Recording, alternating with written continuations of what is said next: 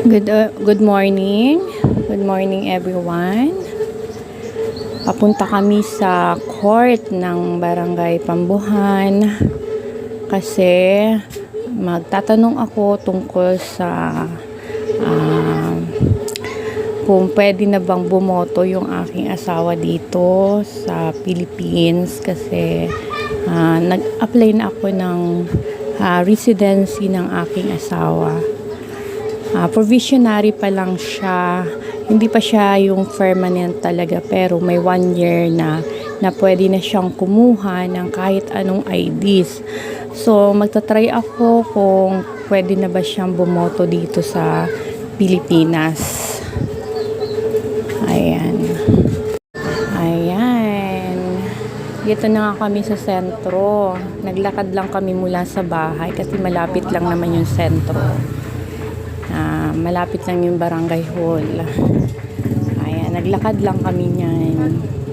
Ita-try ko kung pwede na siyang bumoto dito sa Pilipinas. Magtatanong lang ako kung pwede na.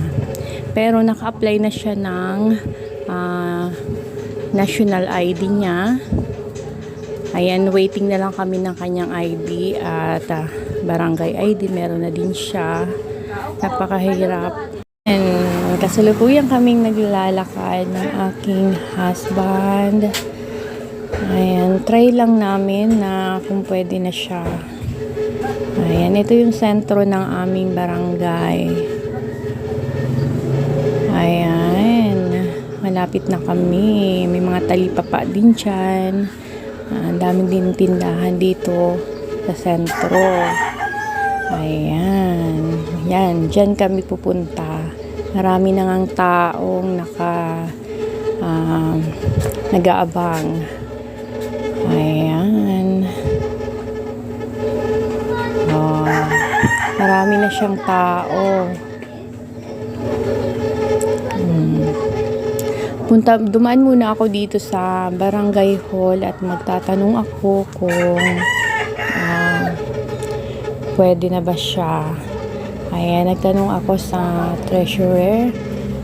Ayan, dami na nga taong nag-aabang. Busy ang lahat. Ayan yung mga bagong voters. Ayan, nagpaparegister na rin yung mga kabataan na magsisiboto na rin. Yung mga kabataan at yung mga nagtatransfer na dito sa Barangay Pambuhan, nag-a-apply na din sila. Marami ding mga kabataan yung nag-a-apply. Ayan. Nagtanong na nga ako doon sa nag-a-assist sa amin kung pwede na ba siyang